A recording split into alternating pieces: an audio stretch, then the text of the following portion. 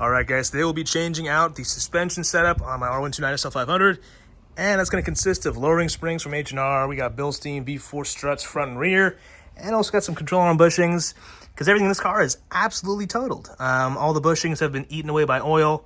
We do the bushings, so the lower control arms over there, new springs, struts, strut mounts, which are also destroyed here. This car has 245,000 miles, and I think most of the stuff is actually original. So for a car this age and this mileage, this thing should ride like a totally new car. I am not going to do the rear control arms just yet, but I will do them at a later date. Yeah, should be a pretty vast improvement over what we got so far. I also have engine mounts and some other steering components too. We'll see if we get to those today. But yeah, let's get started. All right, so we're going to kind of run through this first side on the driver's side first, but check out how destroyed. Oh my goodness. There's almost no rebound from that strut on the driver's front. We'll go into more depth on the other side, but we just want to get this done on one side first to have an idea. Also, don't let your, what was that, the cardboard? Don't let your rotor hang like this. It's going to be bad for the brake lines, but I have new ones. I'll be changing those out. Oh my God, look at that. Yeah, I should probably change those like now. All right, so once the wheel's off the car, we're going to take it off first the tie rod end, which as you can see is covered in oil on my car because there were some terrible oil leaks earlier on. So this whole sort of fender is just covered in oil, unfortunately. But it's 19 millimeter over here, and if you need to kind of hold this to keep from spinning, that's a 5mm Allen to put in place. So I'm going to break this loose with an impact gun and then get that taken off. There's also the drag link, which connects the steering box over there, which I have removed on that side already, so it's kind of just flopping around. But same story, also going to be either 17 millimeters or 19 millimeters all the way around. You got to pop these ball joints, usually with a tool like this. It can be kind of scary just because of all the tension in it. But you can rent these for free at AutoZone or O'Reilly's usually, which is pretty nice. But we're going to take that off.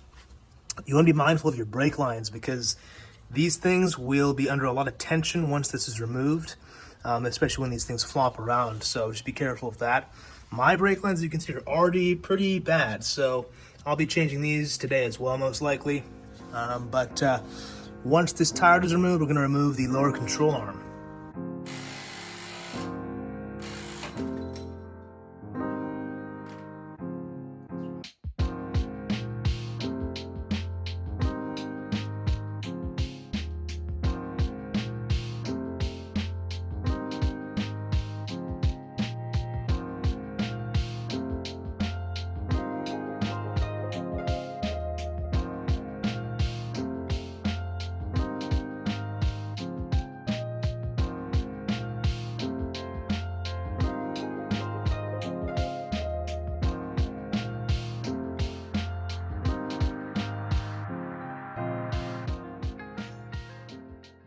All right, so we got this bolt out. This is one for the actual ball joint that goes through where it connects the actual control arm to the knuckle.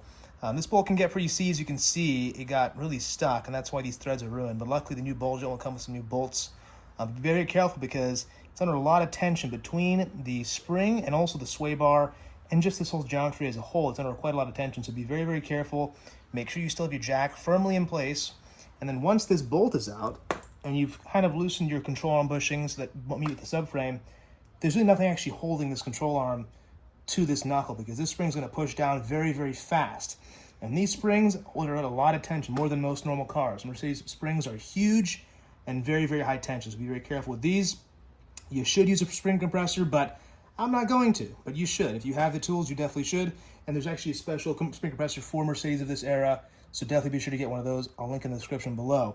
But now I'm going to release the jack very, very slowly. And you're going to watch that spring want to jump out. We actually be careful of this sway bar, though, because this can easily get in the way. So you want to take those bushings off of the sway bar, and then you actually want to have this clear these two studs over here for the sway bar.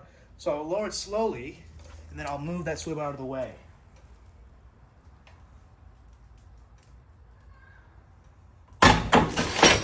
Well, that also works.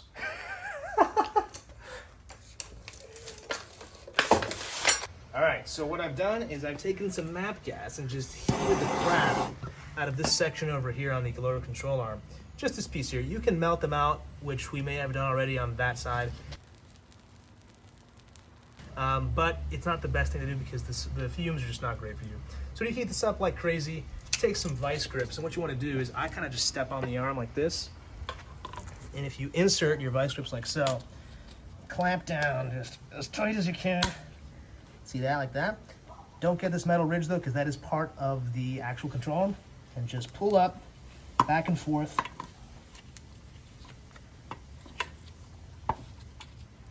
And there you go. That's one out of that side. We'll do the exact same thing on the other side. You can see this one's all chewed up, but it's hot, so be careful. All right, guys, after days and days of struggling with this stupid ball joint, I finally got out of the control arm. I will say, if you guys are doing this job, just spend the $300 and get 2 brand new control arms, because this has been a huge waste of time for saving, you know, about $240. But still, you know, if time is not on your side, then definitely buy the new arms. So I got this one out with the tool I actually already had, and surprisingly it kind of worked. Although I will say I tried sledgehammering this one that's on the car, or at least I put it on the car to get some more leverage, trying to use the spring of the car as well to help me out, which didn't actually work out and made the car all dirty as a result. But gonna take this arm out of the car and then show you guys how to take the bushing, or ball joint rather, out of this arm. So your result may vary depending on which kit you get. With this one at least, you want to have this larger opening slide on top of the ball joint itself. You can see how this lip will actually meet up with the ball joint quite well. And just like so, you can kind of see how it lines up right there. And then for the bottom piece, we'll use this one over here. Now this is where it gets kind of tricky, because it doesn't line up exactly perfectly. As you can see, some bit of play there, but you can rely on a lot of tension to just kind of keep it in place somewhat. You'll see on this side, at least there's a dent or some scarring, as you can kind of see there, resulting from not being completely square on, but it still did work just fine. It just did take quite a bit of effort to line it up correctly. So we'll use this on this side along with this over here. On, I think, was it this side? Yeah, see how it fits right in like that? We'll use those two together and create a sandwich like this. And then we'll thread our U-joint through the bottom, which is not what I thought originally. And then we'll have this side on the top. I'll kind of show you what that means when I have it tensioned up. Here is kind of what I was referring to. I have a little bit of tension on it now, so it's not going to move away. We have this side of the U-joint over here, this over there, and we have it kind of going from the bottom. This specific model is a 22mm, so I can either use an impact or a wrench.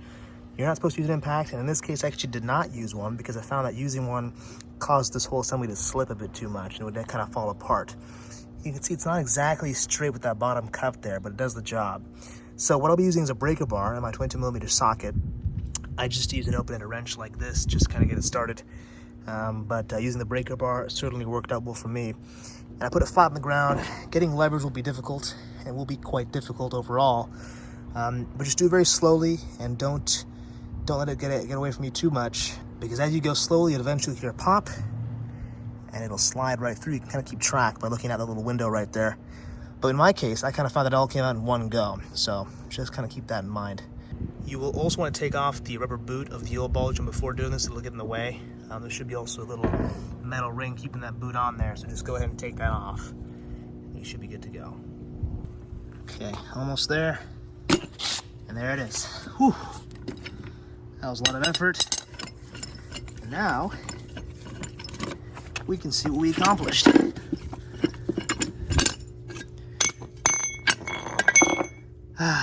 Okay, time for a break. The old drag link and steering damper we popped earlier, which was totally just destroyed, it's been replaced with a new Bilstein steering dampener, which is nice and fresh, with a new drag link as well.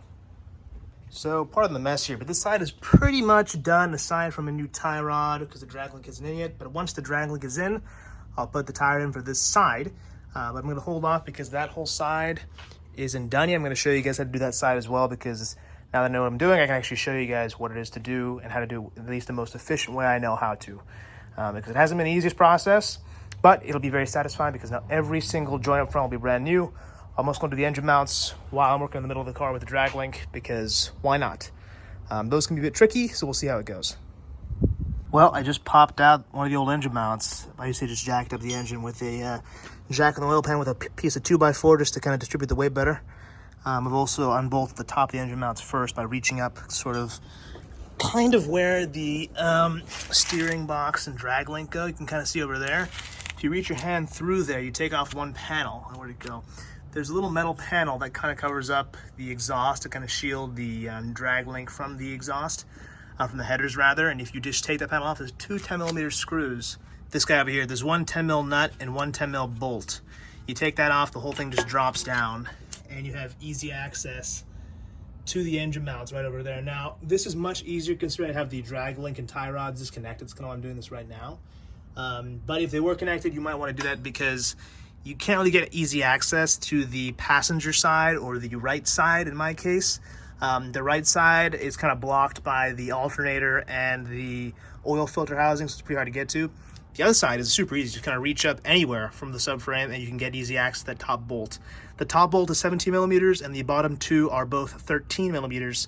But like I said, they're very, very easy to get to on the driver's side, left side, right side more challenging in my case. But yeah, it's kind of hard to take a video of, so I didn't really do that. But yeah, I've always had a vibration idle with this car, and I pretty much knew it was the engine mounts. And well, if that's anything to go by, you can clearly see that these are not only completely collapsed, but they've leaked out all of their hydraulic fluid, which these cars do have in their engine mounts. So very common in German cars for extra comfort from the 90s and onward.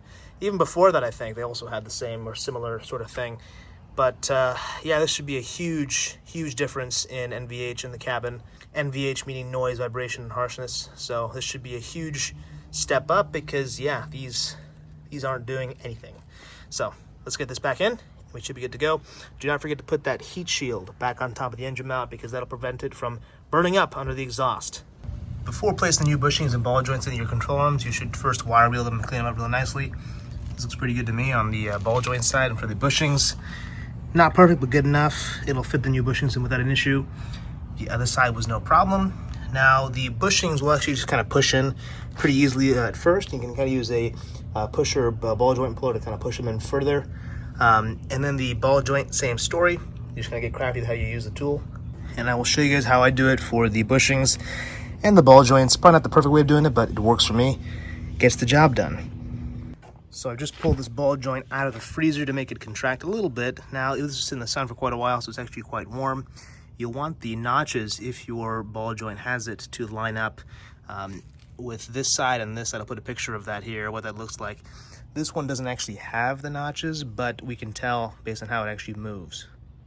On a Lemforder or OEM bushing, you would note that there are actually going to be some little notches on either side, which would actually line up with either this side or this side of the control arm, because you would have it basically want to move this way and this way as far as possible. I'll show you guys on my old bushings right now to give you perspective on what that looks like, because it's actually not a full circle inside. And of course there's some play, as the nature of a ball joint is, but it's not a universal sort of complete 360-degree opening. So you want to make sure you line up like this. And because this ball joint, because it's aftermarket, does not have those lines, we have to make sure that by pushing it back and forth, we can tell where that mark would actually be. So you can see, because this ball joint moves both up and down, I want to line up like this to make sure it can go this way and this way. Kind of hard to describe, but if you guys see it in person, you know what I'm talking about.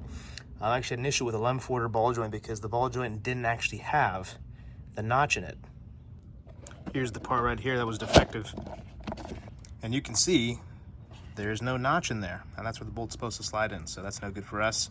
And here's the notch I was talking about. The OEM for Mercedes ball joints only have one notch in them, but these have both indicate which direction it goes, but of course one will tell you enough you all need to know. We'd want it lined up like this if your ball joint did have the notches. So I was going to use the Lemforder for both of these control arms, but only had a good one for one side, unfortunately. Luckily, my friend had this aftermarket one sitting in his garage, and he gave it to me for free. So big shout out to Evan. Thank you for that, because that saved me a lot of time and headache.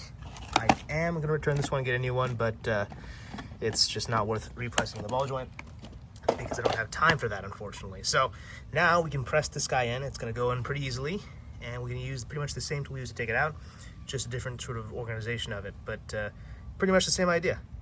This is how my tool's set up right now. You can see I have it kind of pushing in from the bottom. Kind of counterintuitive with the screw on the very top, but this is what's worked best for me so far. when it was pretty successful the other side. So I'm gonna keep doing this, and then it should slowly make its way in. You'll need a lot of strength and a breaker bar. Do not use an impact if you can avoid it, because it might kind of shake this loose, and you don't want that for sure. I've already noticed mine's kind of going a little bit crooked, which you don't want at all. So I'll have to back this out and kind of hammer it out and correct it. So we'll see if that works. All right, now moving on to the bushings on the control arms themselves. We've got the ball joint situated. I don't want to mess it up, so I'm going to let it rest on the grass over there, and I'll do this on this side. But what you want to do is use the exact same tool, just find a cup that slides over. You might need to get creative with what you use on the bottom side, because there's not much space in this U-joint. I use a wrench sometimes, kind of wedge in the middle, to not damage the actual bushing itself, to kind of distribute force better. I've actually been also using this old M156 cam adjuster plate, which is kind of funny, but it comes in handy for stuff like this. What you might find too is that you might not get it to bottom out all the way on one side. This one isn't done yet. I've just sort of done it partially to show you guys kind of the process. This side's not even pushing at all, because sometimes the force will only kind of go on this one and not the other. It's kind of more difficult for it to apply that force on this side. You can use a rubber mallet and 2x4 to kind of finish it off, because that'll also do the job completely fine. Don't forget to put these loose sleeves in before you put your bolts back in. They slide in from the inside like so, and they'll ensure the bolts go in smoothly. Here we are in the trunk of the R129, preparing to do the rear struts. Now, this is not as straightforward as the front would be, but they're actually quite easy. So you can pull back some paneling in the trunk area. So what I've done is taken off this back panel. Very, very simple, just a bunch of plastic clips, which do come out pretty easily. You might break a few, especially because these cars are 30 to 20 years old. So you're gonna find some broken plastics back here. It's a good time to replace all those clips, which I'll be doing very shortly. Once this is out, you can see there's some crud back there, which that looks like kettle corn. I don't know, but you want to clean this area up while you're back here. We could take this panel off for better visibility, but if you look through these little access ports, and there is the top of the strut. It's gonna be the same on both sides, and you do have some nice and pretty straightforward access, to be honest, so this should not be very bad at all. Just took off the oil pan because the gasket was leaking like it was just not even there in the first place. So I think the gasket was either original or at least over 100,000 miles old. So it was definitely due for replacement. I got a new one ready to go. Just kind of clean up the mating surface, got most of the crud off, but still some to go. The M119 should have some more of like a pickup tube over here. It's just kind of like a rubber piece over here, and this was all cracked up. And there's actually a piece that fell out of the middle. So don't think it's essential by any means, but I probably should get a new one of those, and I'll probably put that in here next oil change, and I'll probably clean up the surface a bit more next time as well. But it's looking pretty good. In the oil pan, not much, just small plastic debris, which you'd expect from stuff like gaskets, timing chain stuff, which my timing chain guides were a bit damaged, which is lucky that I had to replace them when I did a while back. I'm guessing that was old timing chain guide material, along with some PCV breather, little plastic stuff that was once rubber, ends up here at some point. So lucky the pickup tube will do its job and filter all that crud out, but it's better just to take it all out. I clean up the oil pan because, as you can see, the car is disgusting just from all the oil leaks. I think the filter housing is also leaking quite badly, so I'll have to address that at some point as well. I just haven't had the time this go around, but kind of focusing on suspension and all that. But of course, these bushings were mostly destroyed by the fact that oil ate through them. So, you know, when I get rid of all the oil leaks to prevent that from happening again, I will say that, you know, it's not going to be overnight it'll happen, because these oil leaks have been going on for at least 10-15 years anyways. So it definitely wasn't that main contributor. Also age, you know, just it all plays a role here. But in this case, this should be quite straightforward. I'm going to put the pan gasket and put the new pan gasket and pan back on in a moment, after I do some final cleaning, of course. And then I'll move on to finishing up that side, which I might have already shown in the video. I'm not sure yet. I'm not sure how I'm spacing this out in the video, but yeah, it's only gonna get done today because I'm leaving to Texas tomorrow, so have no choice. But yeah, the rear I took apart already, at least somewhat, and it looks pretty easy and straightforward, so we should be good on that front. Many months later. As you can see from the struggling in that video, I've done lots of work to the SL suspension, so all of the new front control arms have new bushings, which more on that in a second. I have Bilstein B4s all the way around to replace the completely blown out suspension, H&R lowering springs, and all new drag links, steering box connections, tie rods. What else did I do? Sway bar bushings, sway bar end links as well. But I did want to say that I regret not just buying the full control arms to the front. I think I was just trying to save some money, but with the time it took to process how to get out those old ball joints and press in the new ones, and the bushings as well. I should have just bought the new arms, been done with it. Would have taken me 2 days less if I had done that. Now, when time becomes more of an issue in your life, like it has with mine, you certainly should think about those things more and spend the extra $100 just to get the extra arms. That's what I should have done, didn't do it, that's okay. Engine mounts on this car were toast. Absolutely gone, replaced those, didn't take too long, wasn't very difficult, but boy did it make a difference. So I did the engine mounts, the transmission mount, and the car drives like a dream now. It just drives so well. I just took this car on a road trip to Northern California from Southern California, and oh my gosh, the thing is so smooth, even on lowering springs. The thing just drives, and the closest thing I can think of, and I mentioned this in another video as well, is our previous W222 S550. That car is 20 years newer with about 200,000 less miles. I missed that car actually, but that's beside the point. And the way this thing just drives so solidly now, it's just so good. I got an alignment done last week after doing all the suspension work. For some reason, they couldn't zero out the toe, which doesn't make much sense to me. So I might have it realigned in a bit, but I won't be driving this for another couple months. But overall, really awesome experience, and I do recommend it. The car drove really well without doing the suspension at first. I think because the R129 springs, just like a W124 and other cars from that time period, the springs were so big that they kind of took up some of the dampening as well. And in these cars, I think when you combine the B4s with them, it's a pretty good combination. Typically, you would see lowering springs with Bilstein B8s because they're a stiffer strut, more performance-oriented. But from forums that I read online, it seemed like B4s are actually the way to go with the R129 between the weight and the spring design of this car. Apparently, they're a better option for comfort and just driving long trips, which is what I do with this car. I'm not carving up canyons, at least I'm not trying to. With this car, I have other tools for that. But overall, good stuff. Not the easiest in the world because I made it harder for myself. Moral of the story, just buy the control arm. Don't worry about the bushings and just do it that way. I'm yet to do the rear end. Haven't done it yet. They didn't look too bad, so I'll probably hold off on that for now. Anyways, guys, if you liked the video, please do leave a like and consider subscribing if you like content like this. In that case, I'll see you in the next one. If you guys like this video and all my content so far, check out sta-industries.com and check out all the German car apparel I have, especially M15 stick stuff. I have license plate frames, cool hoodies, sweaters, high quality stuff with nice embroidery. Check it out, you won't regret it. I'm always posting new stuff on the website, including ML stuff coming soon, specifically ML63 engine rebuild stuff, as it's pretty relevant to what I'm doing right now. But yeah, check out what I already got in there. Lots of cool M156 stuff that I really enjoy wearing while I work on my cars. There is also other Mercedes stuff already up there, like for my SL500, M119 stuff, including a lot of BMW apparel as well, so go check it out.